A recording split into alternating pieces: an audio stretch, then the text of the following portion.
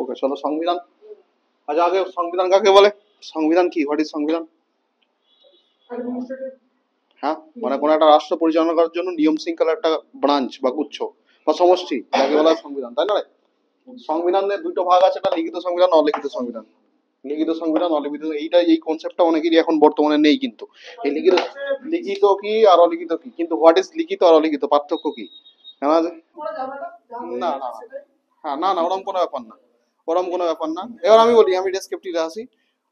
সংবিধানকে দুটো ভাগে ভাগ করা হচ্ছে, একটা লিখিত সংবিধান ও অলিখিত সংবিধান। সংবিধান মানে কি? কোন একটা রাষ্ট্র পরিচালনা করার নিয়ম শৃঙ্খলাকে আমরা সংবিধান বলে জানি। ওকে, এটুকু কনসেপ্ট ক্লিয়ার। এবার লিখিত সংবিধান, অলিখিত সংবিধান, এই দুটোর মধ্যে কনসেপ্ট অনেকেই নেই। কারণ লিখিত সংবিধান বলতে কি বোঝায় আর অলিখিত সংবিধান বলতে কি বোঝায়? লিখিত সংবিধান মানে কি বললাম, একটা সুনির্দিষ্ট নিয়ম শৃঙ্খলার মধ্যে দিয়ে যে সংবিধান রচিত হবে, সুনির্দিষ্ট নিয়ম শৃঙ্খলার মধ্যে দিয়ে। ওকে, যেখানে কোনো ধর্ম, আচার, বিধি ইত্যাদি যেখানে কার্যকরী নয় কিন্তু। ওকে, বিভিন্ন রীতি নীতি ইত্যাদি কিন্তু এই সংবিধানে কিন্তু কার্যকরী নয়। লিখিত সংবিধানে কোনো সব ধর্মীয় আচার আচরণ, নীতি ইত্যাদি, ধর্ম, আচার, আচরণ ইত্যাদি এখানে কিন্তু কার্যকর নয়। এরা কিন্তু সুনির্দিষ্ট পার্লামেন্টে অনুযায়ী কিছু আইন শৃঙ্খলা সেট করা হয়েছে, সেই অনুযায়ী কিন্তু এই সংবিধান রচিত হয়েছে। ওকে, তাহলে এই সংবিধান কিন্তু খুব সহজে আবার ব্রেক করা যায় না। অনেকটা যদি বলা হয়, একটা হচ্ছে এই মাটির বাড়ি টাইপের, এটা হচ্ছে পাকা বাড়ি, ছিল কংক্রিট বাড়ি। ওকে, এটা হচ্ছে তোর পাকা বাড়ি, এটা হচ্ছে মাটির বাড়ি। ঠিক আছে, মাটির বাড়িতে খুব সহজে ভেঙে ফেলতে পারবি, কিন্তু পাকা বাড়ি সহজে ভাঙতে পারবি না। মানে একে অনেক কষ্ট করে তৈরি করতে হচ্ছে। লিখিত সংবিধান অনেক কষ্ট করে তৈরি হয়েছে, অনেক আলোচনার মাধ্যমে লিখতে হয়েছে, পয়েন্ট আউট করতে হয়েছে, এবং একে যদি ভাঙতেও হয় ভাই, অনেক কষ্ট করে ভাঙতে হবে। বুঝতে পেরেছিস কিনা? তাকে পার্লামেন্টে পাস হতে হবে, ইত্যাদি করতে করতে করে করে তবে ভাঙতে হবে। কিন্তু অলিখিত সংবিধানটা একটা মাটির বাড়ির মতন, একে খুব সহজে ব্রেকডাউন করা যায়। এখানে কি আছে? এখানে ধর্ম আছে, আচার, আচরণ ইত্যাদিগুলো এখানে পয়েন্ট আউট করে। মানে ওদের ধর্ম, আচার, আচরণ ইত্যাদিগুলো কিন্তু এখানে আছে, মানে অলিখিত সংবিধানের মধ্যে। ঠিক আছে, কারণ এগুলো কিন্তু ওই সংবিধানের মধ্যে আছে। আর একটা কি জিনিস, এখানে পার্লামেন্টের গুরুত্ব খুব কম, এখানে বিচারালয়ের ব্যবস্থা আছে। বিচারালয়, বিচারালয়, বিচারালয় বলতে কি? বিচারক কিন্তু যখন তখন কিন্তু এই সংবিধান ওই বিচার করতে করতে বসে, তার যদি মনে হয় যে এটা ঠিকঠাক না লাগছে না আমার, আমি কিন্তু চেঞ্জ করতে পারবো। কিন্তু লিখিত সংবিধানে কিন্তু সেটা পারে না, লিখিত সংবিধান সেটা পারবে না ভাই। তো সুপ্রিম কোর্ট যদি দেখতে পায় আমাদের ভারতবর্ষে, ও কিন্তু বলতে পারে দ্যাট ইজ ইলিগাল বা লিগাল, বা আমার এই আর্টিকেলটা আমার পছন্দ হয়নি, সেটা কিন্তু পার্লামেন্ট ঠিক করবে ভাই। পরিবর্তন করবে না, না করবে না, সেটা পার্লামেন্ট করবে। কিন্তু লিখিত সংবিধান, অলিখিত সংবিধান হলে কি বলতো, সেখানে বিচারক কিন্তু বলতো, এই ভাই আমি বলছি যে এটা সেটাই হবে, এই লেখ এই লেখ, ওখানেই কিন্তু একটা নতুন সংবিধান রচিত হয়ে গেল। দ্যাট ইজ অলিখিত সংবিধান। যেটা কাদের আছে এখন বর্তমানে? ব্রিটেনে আছে, ব্রিটেন আছে। আমাদের কি ভারতবর্ষ, ইউএসএ, এগুলো কাদের আছে? লিখিত সংবিধান আছে। ভারত, ইউএসএ ইত্যাদি কিন্তু আমাদের এই লিখিত সংবিধান আছে। ব্রিটেনেও কিন্তু আস্তে আস্তে লিখিত সংবিধানের দিকে যাচ্ছে। ওরাও কিন্তু কিছু কিছু অ্যাক্ট অ্যামেন্ডমেন্ট নিয়ে এসছে, যার মাধ্যমে কিছু কিছু কিন্তু লিখিত সংবিধানের দিকে যাচ্ছে। পুরোটা অলিখিত নয়, বেশিরভাগটাও লিখিত আছে, কিন্তু এখন লিখিত সংবিধানের দিকে টুকটুক করে সংশোধনের মাধ্যমে মাধ্যমে যাচ্ছে। কারণ সব থেকে যদি বলিস, ইউরোপিয়ান কান্ট্রির মধ্যে বিচার ব্যবস্থা সব থেকে খারাপ কার? এই ব্রিটেনের অবস্থা খুব খারাপ ভাই। ঠিক আছে, যেই ব্রিটেন গোটা পৃথিবীকে একদিন রাজত্ব করে গেছে, তার আজকে বিচার ব্যবস্থাও খুব খারাপ, অর্থনীতি খুব খারাপ। এই হচ্ছে সব, মানে সব দিক থেকেই কিন্তু এখন ডাউনফল যাচ্ছে। কার? ব্রিটেনের যাচ্ছে, ইউরোপিয়ান কান্ট্রিগুলোর মধ্যে বেশিরভাগ। ওকে, দ্যাট ইজ লিখিত আর অলিখিত, পার্থক্য বোঝা গেছে। ওকে, কিন্তু আমি একটা কথা বলুন, দেখ আমাদের যে সংবিধান পরিচালনা করার জন্য আমি বলেছিলাম যে রাষ্ট্রের নিয়ম শৃঙ্খলা, মানে আমি কি বললাম, রাষ্ট্রে কোনো একটা রাষ্ট্রের নিয়ম শৃঙ্খলা বজায় রাখার জন্য একটা লিখিত আকারে সমষ্টি হলো আমাদের সংবিধান। ঠিক আছে, হোয়াট ইজ রাষ্ট্র? রাষ্ট্র কাকে বলে? এখানে এই জন্য আমি এই কথাটা এলাম যে রাষ্ট্র কি, এবার এখান থেকে নাগরিকত্ব আসবো, মানে প্রত্যেকটার সাথে প্রত্যেকটা কানেক্টেড আছে। ওকে, তো রাষ্ট্র কি, রাষ্ট্র কাকে বলা হয় জানা আছে? আর আচ্ছা, রাষ্ট্র কি? রাষ্ট্র হচ্ছে, দেখ রাষ্ট্র মানে কি, রাষ্ট্রের সংজ্ঞা বিভিন্ন জন বিভিন্ন রকম ভাবে দিয়েছে। প্রথম রাষ্ট্র কথাটাই প্রথম প্রথম ব্যবহৃত হয়েছিল অ্যাকচুয়ালি আমাদের এই গ্রিসে, আর এতে তোর রোমে। ঠিক আছে, গ্রিস আর রোমে এই রাষ্ট্র কথাটি প্রথম ব্যবহার হয়েছিল। ঠিক আছে, তার থেকেও বড় কথা, ইতালির একজন নিকোলাস মেকিয়াভেলি ছিল। মেকিয়াভেলি, নিকোলাস ম্যাকিয়াভেলি একটা, মানে ওই দার্শনিক ছিল বা লেখক ছিল। তিনি তার প্রিন্স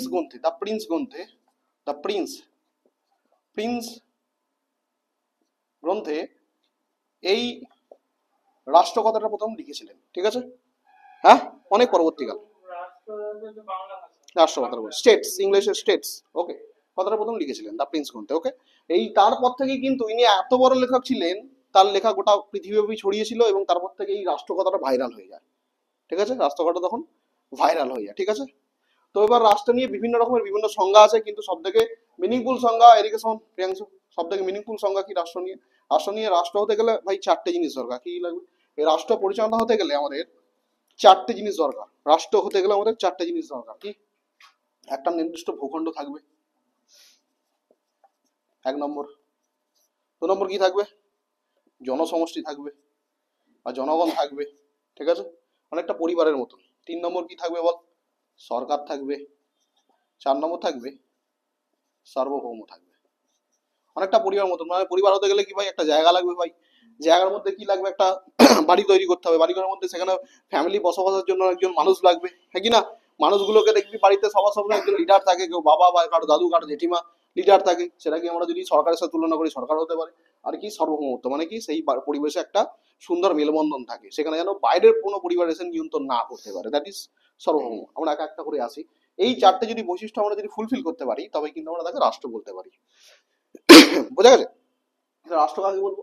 যখন কোনো একটা নির্দিষ্ট ভূখণ্ড থাকবে, জনগণ থাকবে, সরকার থাকবে এবং সার্বভৌমত্ব থাকবে, তখন তো আমরা রাষ্ট্র বলতে পারি। ঠিক আছে, স্টেটস বলতে পারি। ওকে, তো কি দেখ, আমরা যদি বলি ভারতবর্ষ, ঠিক আছে, ভারতবর্ষ একটা রাষ্ট্র। ভারতবর্ষ একটা রাষ্ট্র কেন? তার নির্দিষ্ট ভূখণ্ড আছে, আছে। তার কি জনগণ আছে, আমাদের সরকার। সরকারটা কি ভাই? রাষ্ট্র পরিচালনা করার জন্য একটা যন্ত্র। সরকারের যদি সংজ্ঞা বলা হয় ভাই, হোয়াট ইজ ডেফিনেশন অফ সরকার? সরকারের কি? সরকার মানে কি? রাষ্ট্র পরিচালনা করার একটা যন্ত্র লাগে তোরে ভাই। রাষ্ট্র পরিচালনা করতে একটা যন্ত্র লাগে। ঠিক আছে, এই যন্ত্রটাই হচ্ছে সরকার। ওকে, আর সার্বভৌমত্ব মানে কি? কোনো নিয়ন্ত্রণ থাকবে না। মানে কি? বাইরে থেকে কেউ ভাই আমার রাষ্ট্রের মধ্যে নিয়ন্ত্রণ করে যেতে পারবে না। যেমন ব্রিটিশ আগে কি আমাদের ভারতবর্ষের রাজত্ব করতে করেছে, আজকে কি পারবে? পারবে না। সেটা ভারতবর্ষ আজকে নিজের সিদ্ধান্ত নিজে নিতে পারে। এবং কি ভারতবর্ষের একটা সংবিধান আছে, হ্যাঁ কি না? আইন শৃঙ্খলা আছে, যাকে এই সরকারকেও মানতে বাধ্য, এই যন্ত্রকেও মানতে বাধ্য, হ্যাঁ কি না? পরিবারের একটা রুল আছে ভাই, রুল রেগুলেশন কিন্তু এই জনগণ যেমন মানবে, সরকারও তেমনি মানবে, সবাই কিন্তু মানবে। দ্যাট ইজ সার্বভৌমত্ব। ঠিক আছে, এবং বাইরে থেকে কিন্তু সেই আমাদের রুল রেগুলেশনের উপর কোনো প্রভাব ফেলতে পারবে না। ঠিক আছে, তাহলে আমার একটা কথা বল, তাহলে পশ্চিমবঙ্গ কি রাষ্ট্র? পশ্চিমবঙ্গ কি রাষ্ট্র আমাদের? একটা কোশ্চেন, বিগ কোশ্চেন। অবশ্যই রাষ্ট্র হবে, তাই তো? তোর মতে আর কেউ? আর কেউ? আর কেউ? আর কেউ? আর কেউ?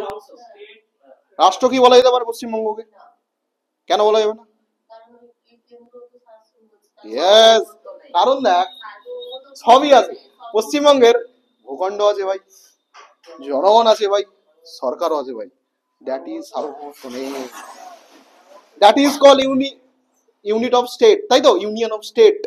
ভারতবর্ষ কি ইউনিয়ন অফ স্টেট, কারণ ভারতবর্ষ পশ্চিমবঙ্গ ও কিন্তু সবই আছে, কিন্তু সার্বভৌমত্ব নেই, কারণ ও কেন্দ্রের কাছে দায়বদ্ধ।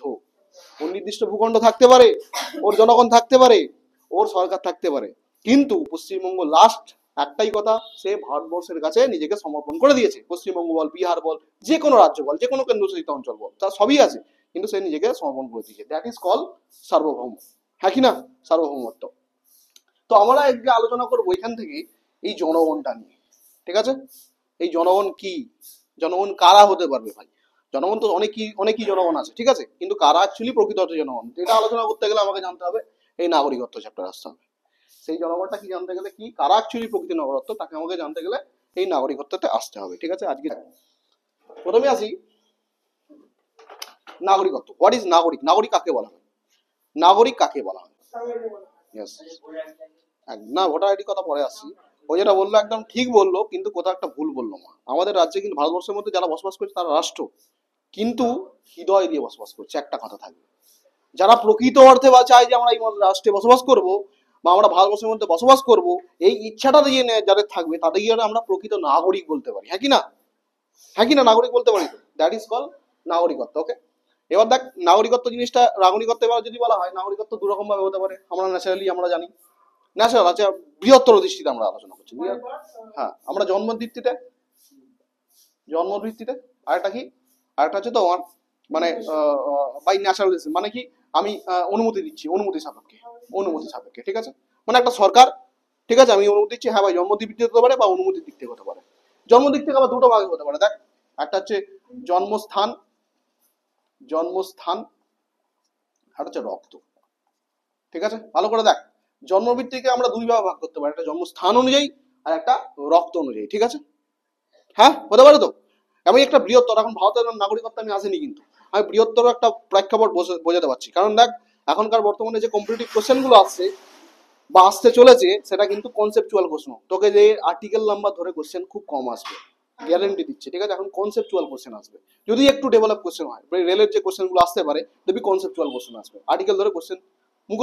আর্টিকেল মানে মুখস্থ করে ফেলা জিনিস, তো মুখস্থ করে ফেলবে, দেখতে পারবে, দিচ্ছে না ভাই। ঠিক আছে, একটু দেখবি, লক্ষ্য করে দেখবি, ট্রাই ট্রাই করে দেখবি। সেই জন্য আমি এতখানি ডেপতে যাওয়া, রাষ্ট্র কি, সংবিধান কি, লিখিত কি, অলিখিত কি। ঠিক আছে, এখন জিজ্ঞেস করবো না অলিখিত সংবিধান কার আছে, ইয়েস, কেস স্টাডি তোকে দিয়ে দেবে যে অলিখিত সংবিধান কোনটা প্রুভ করবে, কেন ব্রিটিশ অলিখিত সংবিধান, বা কেন ভারত লিখিত সংবিধানের মধ্যে পড়ছে, কেন ইউএসএ লিখিত সংবিধানের মধ্যে পড়ছে, আমাকে একটু ইন ডিটেল জেনে রাখাটা খুব দরকার। ঠিক আছে, ঠিক তেমনি আমি বললাম নাগরিকত্ব আমি ইন ডিটেল যদি জানতে চাই, তাহলে দুটো ভাগে ভাগ, একটা জন্ম ভিত্তিতে, একটা অনুমতি সাপেক্ষ। ঠিক আছে, জন্ম ভিত্তিতে দুটো পেলাম, একটা জন্মস্থান ভিত্তিতে, একটা রক্তের ভিত্তিতে।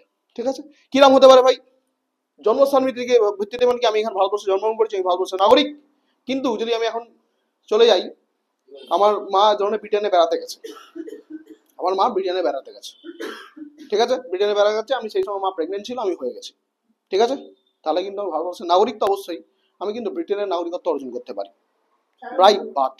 ঠিক আছে, আমি স্থানটা কোথায় হয়েছিল, আমার জন্মস্থান কিন্তু ব্রিটেনে ছিল, সেই জন্য আমি কিন্তু এখন না হলেও প্রাপ্তবয়স্ক যখন হব, 18 বছর যখন হবে, আমি কিন্তু ব্রিটেনের নাগরিকত্ব নিতে পারি আমার অনুযায়ী। ঠিক আছে, ইচ্ছা অনুযায়ী, রক্ত সম্পর্ক কি অনুযায়ী। আমার মা এখন, হ্যাঁ হ্যাঁ, ইয়েস, বাবা মা পরস্পর ভিত্তিতে। ঠিক আছে, আমার বাবা মা থাকে আমার ভারতবর্ষে, আমি থাকি ব্রিটেনে। ঠিক আছে, ব্রিটেনে আছে। ঠিক আছে, আমার আমি আমি থাকি ব্রিটেনে আছি, বাবা মা হচ্ছে ভারতবর্ষে আছে। ঠিক আছে, তাহলে আমার ব্রিটেনে তো আমার নাগরিকত্ব রয়েছে, কিন্তু আমি চাইলে ভারতবর্ষের নাগরিকত্ব নিতে পারি, কারণ আমার বাবা মা কি ভারতীয়, রক্তের সম্পর্কের ভিত্তিতে একটা নাগরিকত্ব পাওয়া যেতে পারে। ঠিক আছে, কিন্তু তার দুটোই কনফিউজ হয়ে যাচ্ছে না ভাই? দুটি কনফিউজের ব্যাপার মানে কি, এ বলবে ভাই কোন দিক থেকে যেমন তুই এই রক্ত আছে, তোর বাবা মা এখানে আছে, তুই ওখানে আছিস, তাহলে তোকে কোন ভিত্তিতে দেবো, তুই জন্মস্থানের ভিত্তিতে দেবো না রক্তের ভিত্তিতে দেবো? কনফিউজ ব্যাপার হয়ে গেছে। সেইখান থেকে কনসেপ্ট হচ্ছে ডুয়েল সিটিজেনশিপ। এই কনসেপ্টটা করতে এসছে, এই ডুয়েল সিটিজেনশিপ কনসেপ্টটা করতে এসছে, ডুয়েল ডুয়েল সিটিজেনশিপ। ঠিক আছে, ডুয়েল সিটিজেন কথাটা এসছে এই জন্ম আর রক্তের ভিত্তিতে একটা কনফিউজ হয়ে যাওয়ার জন্য, যে কোনটা দেবো, সেই জন্য এই ডুয়েল সিটিজেনশিপ কথাটা এসছে। কোথায় আছে? ঠিক আছে, ইউএসএ আছে, সুইজারল্যান্ডে আছে। ঠিক আছে, ইউএসএ সুইজারল্যান্ডে কিন্তু এই ডুয়েল সিটিজেনশিপটা কিন্তু আছে। ঠিক আছে, কিন্তু তাদের কিন্তু এই ভিত্তিতে নয়, তাদের ভিত্তিতে অন্য ভিত্তিতে আছে, সেটাও আসছে পরবর্তীকালে। কিন্তু ডুয়েল সিটিজেনশিপ কথাটা কেন এসেছে সেটা বোঝা গেছে তো, এইটুকু কনসেপ্ট ক্লিয়ার। কিন্তু এই ইউএসএ বা আমাদের ব্রিটেনে এর ডুয়েল সিটিজেনশিপ কেন আছে বা কি কারণে তৈরি হচ্ছে, সেটা কিন্তু আলাদা পারপাস। ওকে, আচ্ছা, অনুমতি সাপেক্ষে কি, আমি ধরনের ভারতবর্ষে ছিলাম, এখন ভারতবর্ষে যেতে ভাল লাগছে না, আমি যাবো ভাই বাংলাদেশে। ঠিক আছে, আমার ইচ্ছা হয়েছে, আমি ওদের সরকারের কাছে আবেদন করলাম, আমি বাংলাদেশের নাগরিক হতে চাই, তার জন্য একটা ফর্ম ফিল আপ করতে হবে, রেজিস্ট্রেশন, অনুমতি চাইতে হবে। অনুমতি দিলাম, তো বাংলাদেশের সরকার বললো হ্যাঁ চলে এসো। ঠিক আছে, তার জন্য কি তোমাকে 10 বছর ওখানে থাকতে হবে বা 7 বছর থাকতে হবে, থেকে ওরা দেখবে, দেখার পর যে তুমি ঠিকঠাক আছো, তবে তোমাকে পারমিশন দেবে, দ্যাট ইজ অনুমতি সাপেক্ষ।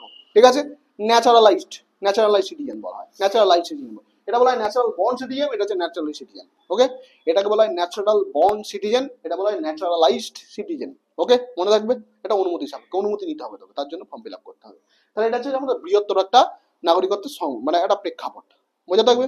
কিন্তু এর সাথে কিন্তু ভারতীয় সংবিধান, ভারতের যে নাগরিকত্ব, তার কিন্তু তফাৎ আছে। আমরা যদি ভারত, ঠিক আছে, এটা মুছছি আমি, আমরা যদি আসি ভারতের, এবার ভারতের নাগরিকত্ব,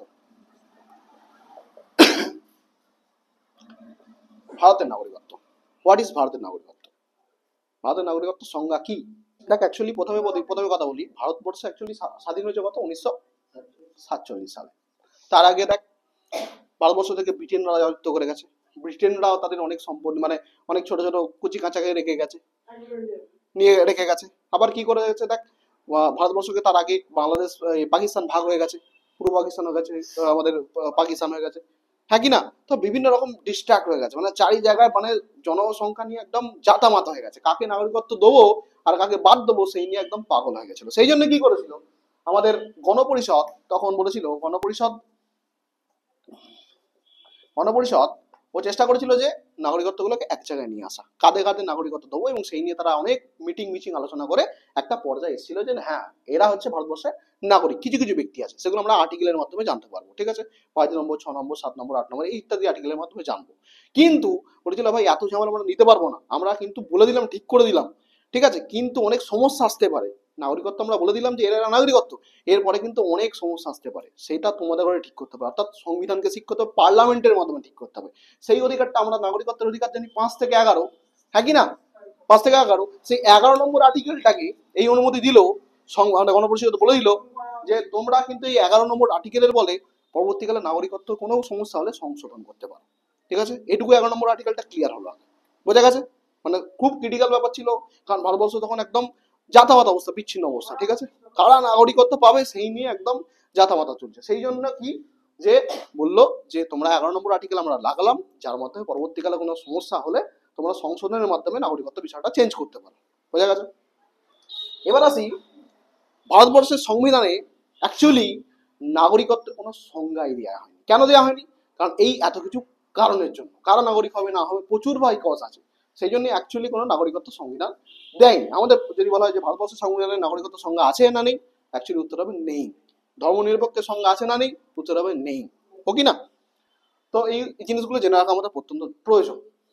এবার আসি যে আমরা এইটুকু ব্যাপারটা কনসেপ্ট ক্লিয়ার হয়েছে, এবার আসি আমরা আর্টিকেল 5-এ, ঠিক আছে, যে কারা নাগরিকত্ব হতে পারবে।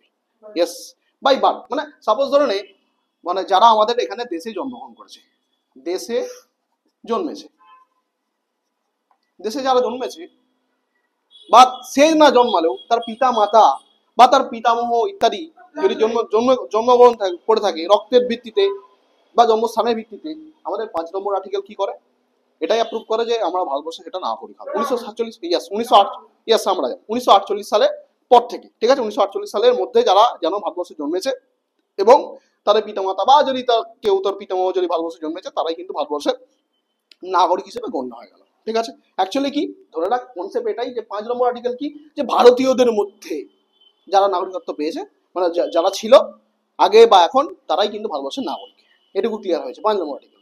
এবার আসি 6 নম্বর আর্টিকেল। 6 নম্বর আর্টিকেল খুব ইম্পর্টেন্ট। 6 নম্বর আর্টিকেল কি? 6 নম্বর আর্টিকেল বলতে আসি, ভারত তো বিভাজন হয়েছিল, ভারত তো বিভাজন হয়ে গেছিল 1947 সালে, একটা পাকিস্তান হয়ে গেছিল, একটা ভারতবর্ষ হয়েছিল, একটা পাকিস্তান এদিকে ভারতবর্ষ, একদিকে পাকিস্তান একদিকে ভারতবর্ষ, ঠিক আছে। এবার এই যে ভারতবর্ষ যখন বিভাজন হয়েছে, পাকিস্তানে কিছু লোক চলে গেছিল, আবার ভারতবর্ষে কিছু ছিল, হ্যাঁ কি না। এবার কিছু লোক বলেছিল যে ভাই আমি পাকিস্তানের দিকে যাবো না, আমরা কিছু মানে মুসলিম হোক বা অন্য কোনো জাতি হোক, তারা বলেছিল যে আমরা পাকিস্তানের দিকে যাবো না, আমরা ভারতেই থাকবো, হ্যাঁ কি না। তারা কিন্তু ভাগে অনুযায়ী কিন্তু তারা পাকিস্তানে চলে গেছিল, কিন্তু তারা বলেছিল আমরা যাবো না, আমরা ভারতবর্ষেই থাকবো, তারা বলেছিল যে আমরা ভারতবর্ষেই থাকবো। তাদের ঘরে নাগরিকত্বের জন্য 6 নম্বর আর্টিকেল ছিল, মনে থাকবে। যারা পাকিস্তান ভাগ হয়ে গেছিল, ভারত পাকিস্তান যখন ভাগ হয়ে গেছিল, যারা বলেছিল আমরা পাকিস্তানের দিকে যাবো না, কেউ বাংলাদেশের দিকে চলে গেছিল, মানে পূর্ব পাকিস্তানের দিকে যেতে চাইছিল, বা কেউ আমাদের অরিজিনাল যে পাকিস্তান সেই পাকিস্তানের দিকে যেতে চাইছিল, মানে তাদের তাদের ভাগ করে দেওয়া হয়েছিল। কিন্তু না, যারা চলে যায়নি, কিন্তু তাদের যাওয়াটা দরকার ছিল।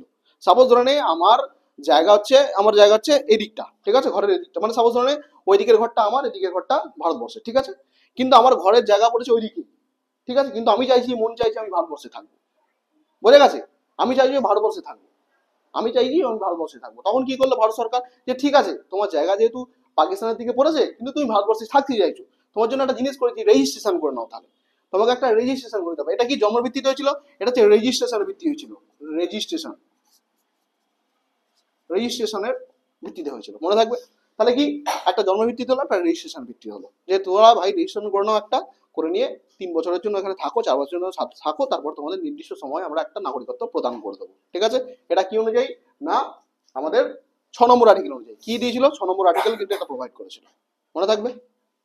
ওকে, তাহলে 5 নম্বর কি হলো, আমাদের দেশীয় যে ভূখণ্ডে যারা জন্মগ্রহণ করেছিল, তার পিতা পিতামহ ইত্যাদি। 6 নম্বর কি, যারা পাকিস্তানে যেতে চাইছিল না, তারা বলেছিল আমরা ভারতবর্ষেই থাকবো, আমাদের জায়গা যতই পাকিস্তানে থাকুক আমরা ভারতবর্ষে থাকবো, তাহলে একটা ছোট্ট রেজিস্ট্রেশন করে নাও, রেজিস্ট্রেশন করে নিয়ে কিছুদিন থাকো ভারতবর্ষে, তারপরে তোমাদের নাগরিকত্ব দেওয়া হবে, ঠিক আছে।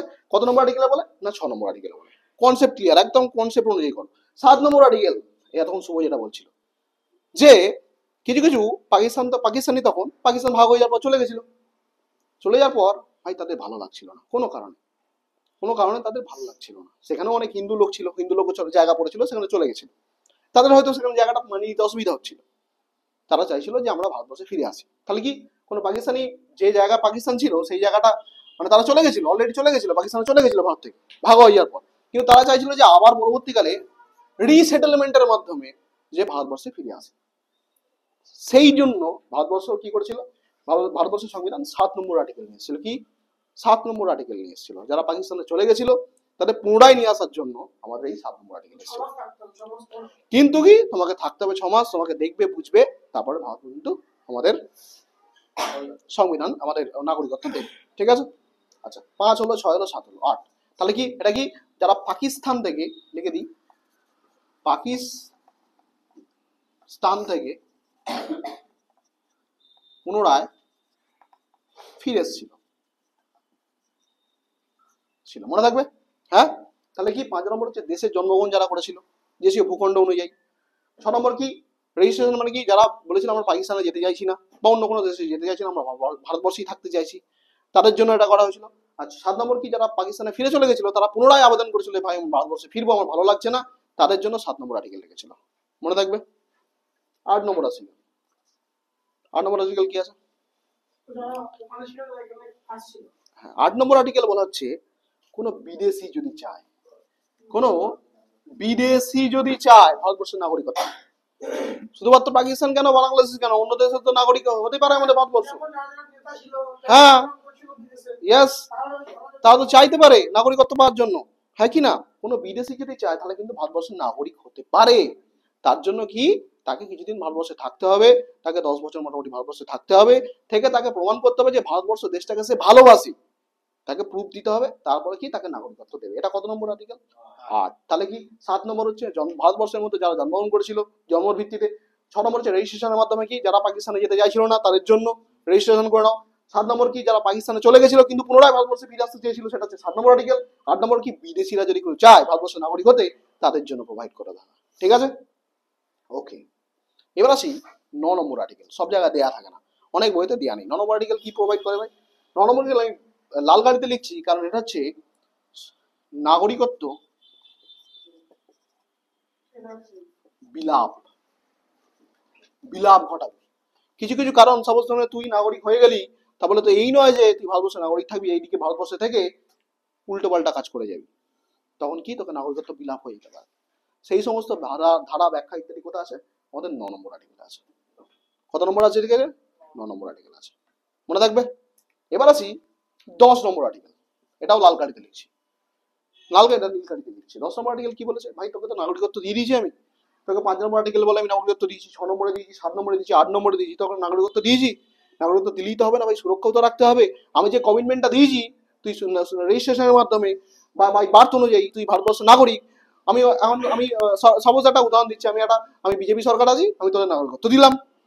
কোন একটা আমি সরকার চেঞ্জ হয়ে গেল, কংগ্রেস সরকার এলো, সে বলো না তুই ভারতবর্ষের নাগরিক না, তুই চলে যা এখান থেকে, সেটা তো হবে না, সেটা করা যাবে না। সেটা তাহলে কি একটা ওই মানুষটার প্রতি অন্যায় করা হবে, তাই না? সেই জন্যই এসেছিল 10 নম্বর আর্টিকেল। আমাদের নাগরিকত্ব সুরক্ষা করতে হবে, সুরক্ষার ব্যাপারটা মনে থাকবে। 10 নম্বর কি নাগরিকত্ব সুরক্ষা দিতে হবে। আর 11 নম্বর তো আমি আগেই বলে দিলাম, 11 মানে কি পার্লামেন্টারি ব্যাপার, মানে কি পার্লামেন্ট চাইলে যখন কজন সংশোধন করতে পারে, কি এই নাগরিকত্ব কি করতে পারে, যখন চাইবে তখন সংশোধন করতে পারে কে? পার্লামেন্ট। এবং প্রয়োজন অনুযায়ী সংশোধন বহুবার করছে। প্রথম সংশোধন কত সালে হয়েছিল জানিস?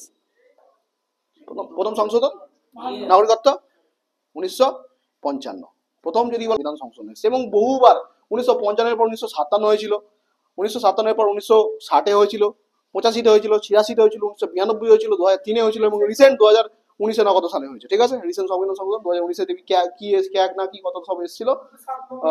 হ্যাঁ, তোর ওই আমাদের অমিত শাহ নিয়ে এলো। ঠিক আছে, দ্যাট ইজ সংবিধান সংশোধন। যখন তখন কিন্তু করতে পারে। কোন আর্টিকেল বলে সংবিধান সংশোধন করছে? না 11 নম্বর বলে। কোন আর্টিকেল বলে? না 11 বলে। ঠিক আছে, তাহলে মনে রাখবে এইটা হচ্ছে ভারতবর্ষের নাগরিকত্বর ব্যাখ্যা এবং মনে থাকবে।